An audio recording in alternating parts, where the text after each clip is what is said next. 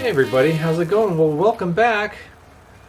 It's just me out here in the garage again on Thursday. That's right. Well, it's been a nice week so far. Nothing crazy, but just been nice. And we like nice. Nice is good.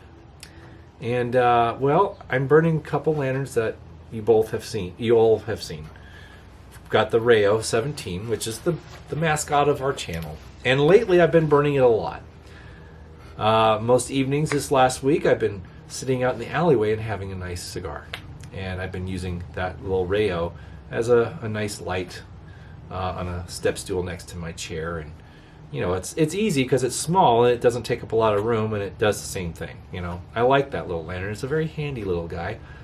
And some of the experts have suggested, whether it's grounded in actual fact or just an assumption, but they have indicated that Dietz actually made that lantern for Pritchard Strong. But I'd meet him halfway. I would say that the tubes were made for Pritchard Strong by Dietz, because they look like Dietz, tooling and everything, and they just purchased them instead of making their own and getting in trouble with Dietz's patents and everything. They just bought them from Dietz and spared the court fees. It's just like, what if we bought those from you guys? Oh, well, that's okay. They're not making their own; they're just buying them. So that there probably was some sort of arrangement with that one, which is very interesting because that's the only square tube lantern that Pritchard Strong offered. That's right. That's the only one that they offered. Just one. Just everything else was round tubed. That's right. You've seen all the Pritchard Strong lanterns, all the Prisco or Rayo branded Prisco lanterns. They're all round tube. That's the only square tube one. They didn't make a larger one. It's just the 00 size. I know. Why? But I'm glad they did, because this thing, I'll show you right now. I just love this little thing. This is just a beautiful little guy. And there's been a few coming up on eBay. I've seen a couple surface. And they're not that easy to find, really. They're kind of on the rare side. But, just for, size comparison, it's just a charming little, easy to do little lantern, It's just really nice. And this thing is, I think I did one of the best jobs of a subtle, respectful clean on this thing when I got it. It just has the look. It's just perfect. At least for me. And then, of course, on the bench we have this guy, the Dietz Crystal. This is the second generation Dietz Crystal with the single wire guard. First version or generation had the cross guards, but had a square lift on the top. And then the side lift came out, and then it just became a Victor with a glass fount, essentially. Yeah. But this guy is my favorite version of the Crystal, period. This is just the most elegant looking Dietz Crystal, in my humble opinion. I like them all, but this one really is my favorite because you have an orbital ring guard around the fount, and then you have one around the globe, and it's very harmonious, very well balanced design wise. It's just a very elegant styled lantern, and and I just need one. I don't need more than one. I just need this one. That's my favorite. And I have a Dietz 98 globe in it. I know that's a little post-period, but it looks so cool, though. Yeah. Anyway, so that's what we're doing. That's what we're burning out here today. Yeah. Now, I do have something that's, coming. I purchased something. It wasn't expensive. It's just an embery lantern, but I like the paint on it, and I like the age and the grunge and the grime and all this stuff. And it's also made for a department store that's no longer around. And so I felt that would be something I kind of wanted to have, especially for camping. It's from the late 30s, and it's about close to the period of my car, so most of my camping stuff is late pre-war stuff. And I think it would be nice to have this lantern for that purpose alone. But it has the look. It has the aged dark green paint. It just looks really cool. So I thought, I need that. For whatever reason, I need that. So I got it. And it's not expensive, but I'll share it next week when I get it. So yeah, it'll be fun. And it's interesting, going back to last week with the the globe and everything I purchased in that SG&L side lift. Well, I moved the lantern on to a subscriber of mine who was showing some interest in it. So he purchased it, and I kept the globe. That's what was the main thing I wanted, was to keep the globe. And I've had some questions about that globe because a lot of people don't see that globe. It's a very rare globe with that ribbed, fluted chimney on the top. You know, it's smooth and it goes up to the peak, and it's all ribbed and everything, like, you know, like a drawstring bag, if you will. You know. But it's interesting because there really isn't any information available about those globes or who made them. So I don't know if there's any way to finding out, but I'm sure some information will surface eventually. But as for now, even the experts are kind of puzzled about those globes, or don't know where they fit in, or who made them, and for what lanterns, or if they were just a fancy replacement globe you could purchase. But at any rate, they are neat. And yeah, ever since I saw one in that unique lantern that I shared on the channel last week, I was like, that lantern's insane and beautiful, and then the globe in it was just astonishing for me. I thought it was beautiful. So I'm like, I gotta at least find a globe like that. And then when one came up, I was like, I'll take it. Yep, gotta make that happen. So I did. Thankfully, it was doable. So yeah. So there you go. Yeah, for those who had questions about that globe, who made it and everything, the history about them, no one knows. So it's just something to enjoy and appreciate, I guess, and find a cool lantern to put it in. That's right. Currently, it's sitting in the house in my Dietz blowhole spring top from 1875 onward to 1880. It's right around that range. Some have said that it looked really good in the crank tubular. Yes, I do not disagree with you. It does look good in the crank tubular. Just my one little issue is that the retaining clip on the NCL, on the crank tubular, doesn't sit right where the top of the globe is, because that flange doesn't have a lot of real estate. So it's a very narrow band, okay, at the top of that globe with a little retaining, flange. And it's not as generous as, say, this number O, where you have a rest for this wire to rest on top and hold everything in place. That globe does not have that design. It's a little more modest. Yeah. But anyways, it did look really cool. It might end up in the NCL at some point. I mean, it's a globe. It can move around to other lanterns as I see fit. So, yeah, we'll find the right proper home for it for sure. Not a problem. No question about it. But anyways, today, we don't have too much to really share, lantern-wise. Except for something's coming in the mail next week, and talked a little bit about the things that I had shared last week. But it's interesting because, this weekend will be my birthday weekend, and that's only because my birthday lands in the middle of the middle of the week next week. And Wednesday, who celebrates birthdays on a Wednesday? I have some plans with my dad, and we're going to have a good time. Yeah, I think we're going to have a really good time. But he has some plans for me. We're going to both take the day off and goof off and do some birthday stuff, So that will be good. That'll be nice. But Tuesday, from tomorrow through Tuesday, I'll be with a very special person. And I'm looking forward to that because, she was with me on my birthday last year, and I'll talk a little bit about that. Not too much, but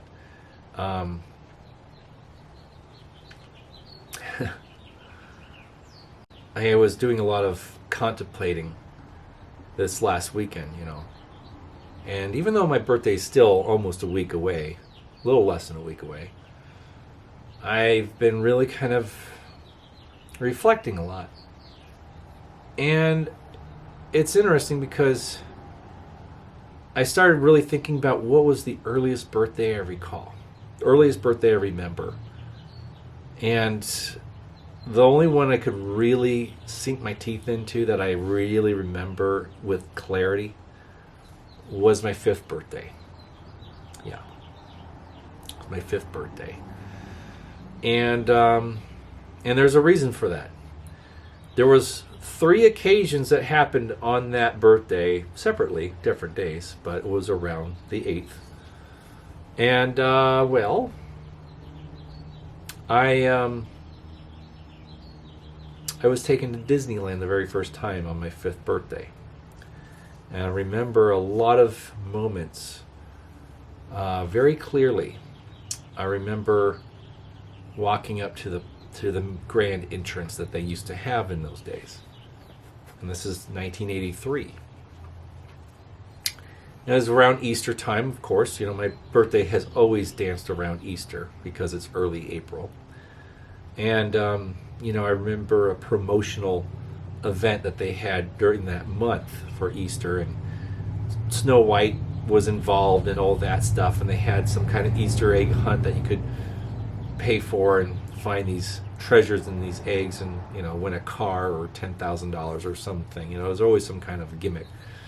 I remember the TV commercials for that too. I remember watching TV and seeing the commercials for that. And then my parents took me to Disneyland for my 5th birthday. I remember the monorail, riding the monorail in those days. It was the old 50s looking one with the, you know, stainless steel sides and everything, and real Futurama stuff, you know, really cool. I remember that. To be able to say I've ridden that generation of monorail is kind of special. Not many people younger than me can say that, you know. I remember going on to Pirates of the Caribbean, riding the Autopia, riding the Skyway, riding all the rides, going to Tom Sawyer's Island, enjoying Fort Wilderness as it was, with the air rifles in the towers, and, you know, you're playing Davy Crockett and all that stuff. And I remember all the rides, and I remember going on Thunder Mountain, and I remember that very well.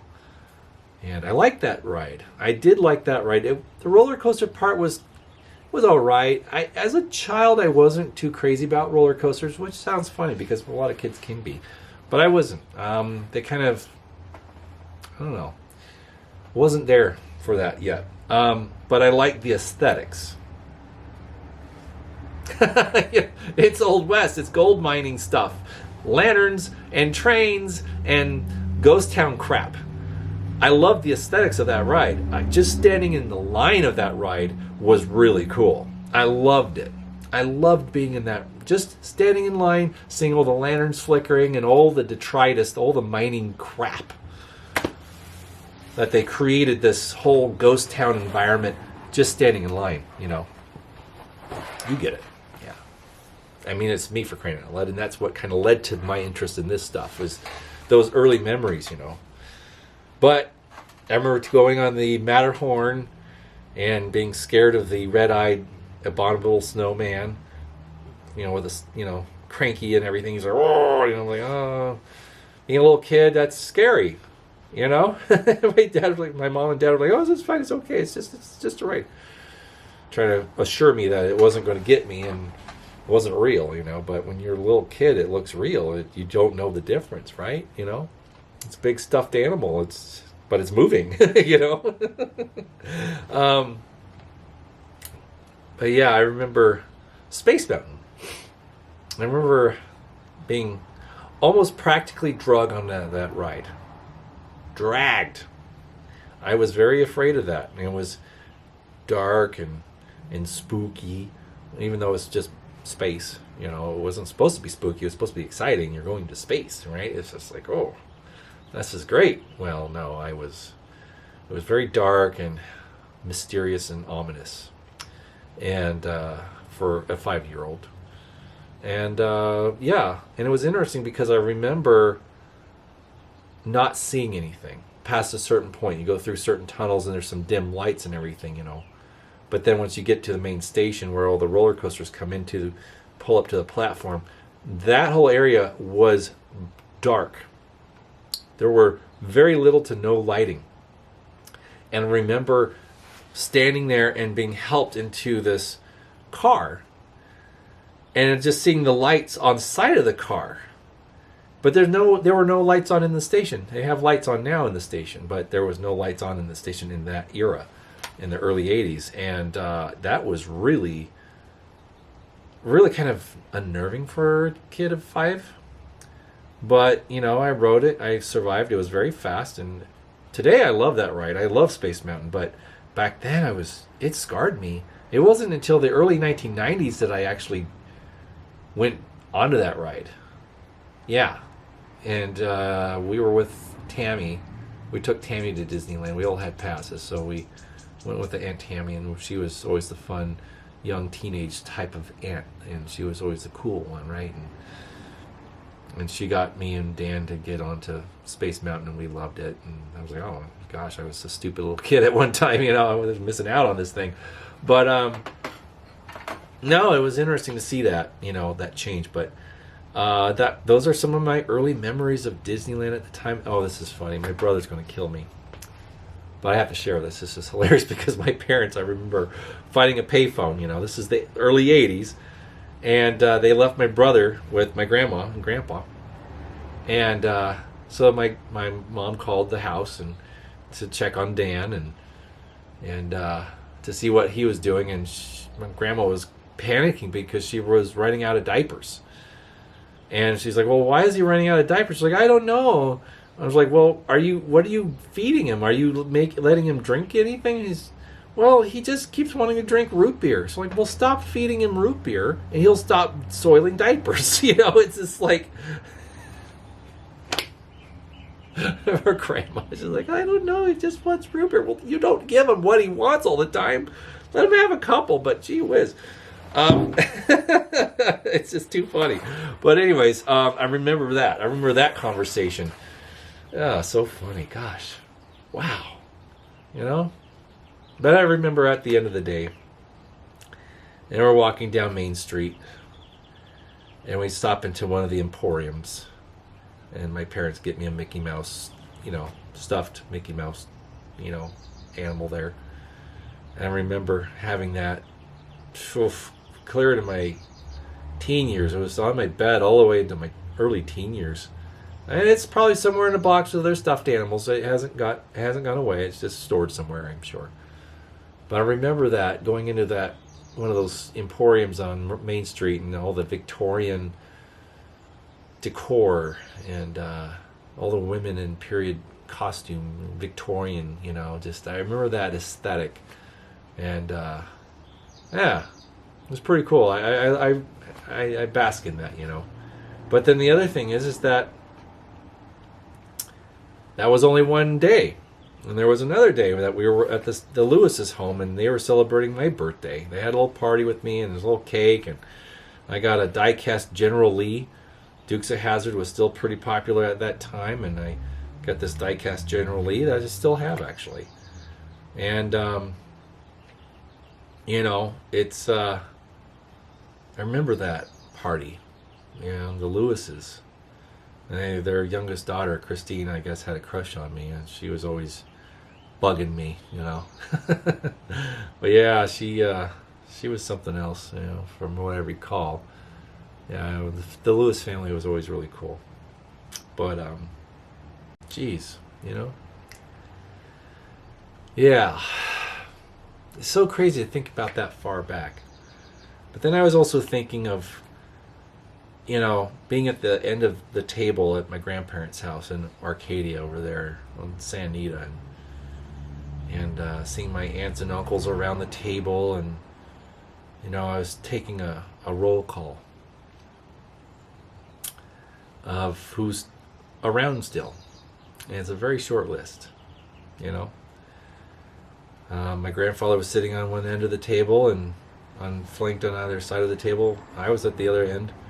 I had my Uncle Gary and Aunt Janet, cousin Tina and Denise and Robert and my brother and my parents and my Aunt Tammy and Debbie and my two uncles, John and Richard, and my grandma and grandpa. And my great-grandma Jackman. Great-grandma Jay was there. Of course she was there.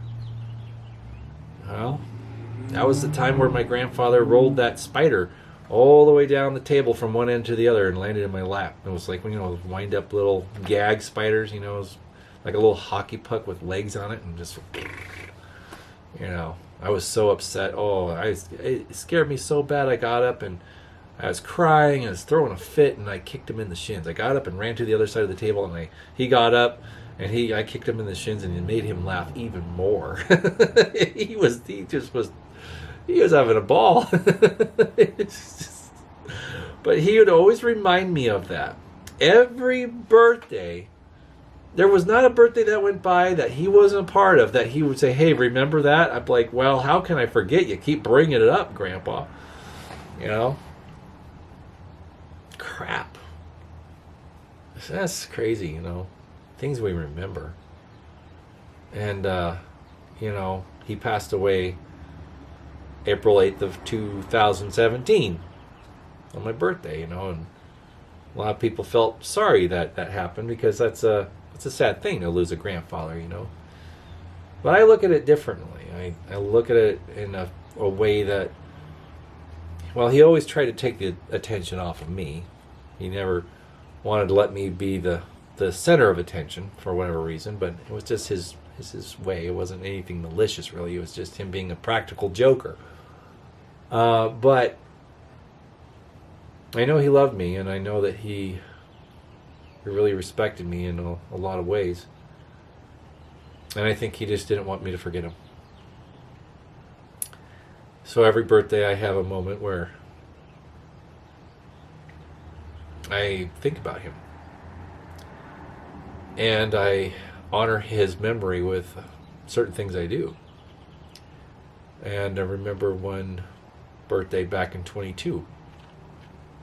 Had a camp out up at Crystal Lake, Had some friends that met us up there, and I think I made a video about that one anyways. Maybe it was 21 that I made the video, but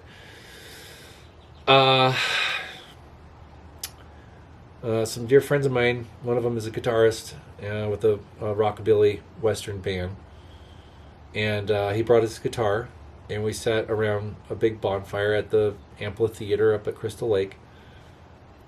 And my grandpa used to sing me Wabash Cannonball, because he knew I love trains, and that's a train song. And it's a western song, so it ticks 2 boxes. And he'd always sing me that song. And I asked my friend Ben if he knew that song, and he says he could play it, so he did. And we sat there and singing the words around the campfire, just him and I. And it was the first time I heard it played on the guitar in over 30 years.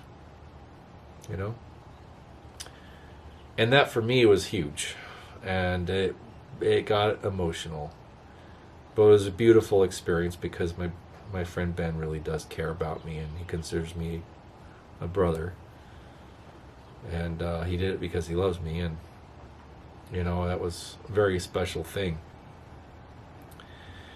But fast forward a couple years, didn't really do too much for my birthday, and kept it simple. Until last year. Last year was a very special birthday for a lot of reasons. It was on a Tuesday, but I'm off Tuesday, so that worked out. But I had planned just to go up to Crystal Lake and just be by myself. I was just going to do that, do a little camp out just for myself during the day. I didn't want to try and drag everybody into doing something for me or with me on that particular birthday. It's hard to get everyone's schedules to coincide with each other. But, I had met somebody very special late the year prior, and we were talking, and we were doing a few things prior to my birthday, and, well, she showed an interest in going with me to Crystal Lake, and I made the invite, and she did. And she gave me a beautiful handmade apron that she made herself. And it's made of vintage railroad print from the 40s. It's really cool. And that was amazing. But the greatest gift she gave me was her love. She confessed her love for me that night on that mountain a year ago next week. That, for me, sealed the deal. I mean, that was amazing. It's a beautiful, beautiful gift. And I'm very grateful for that gift. And it's a very special thing. So this year will be a whole year since then. And I'll be seeing her this weekend, and we're going to have a good time. I know we will. I'm looking forward to it. And I know she's going to watch this film. And she knows.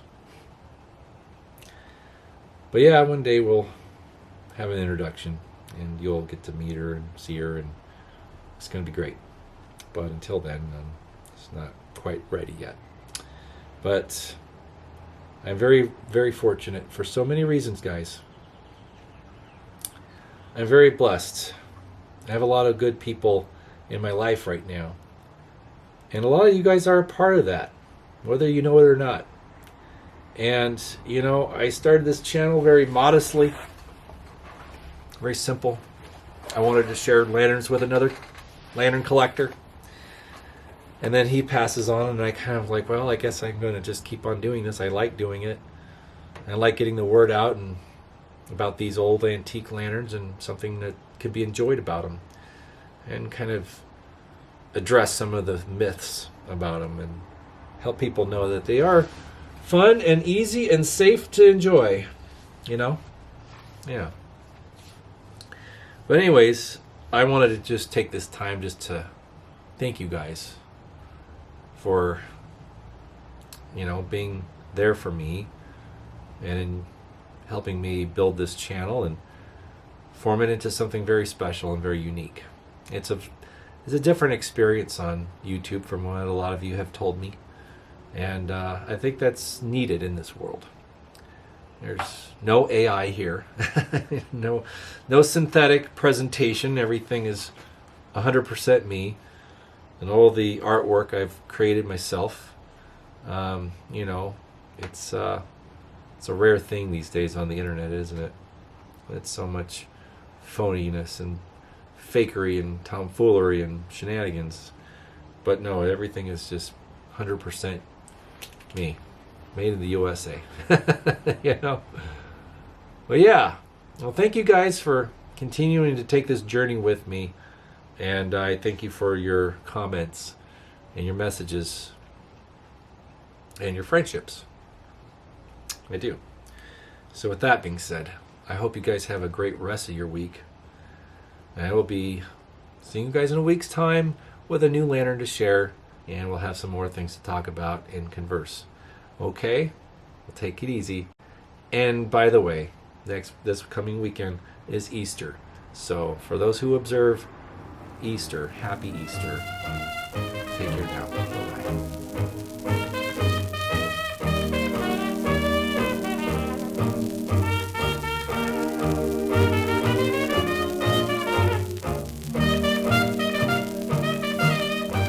Sit, boo-boo, sit. Good dog.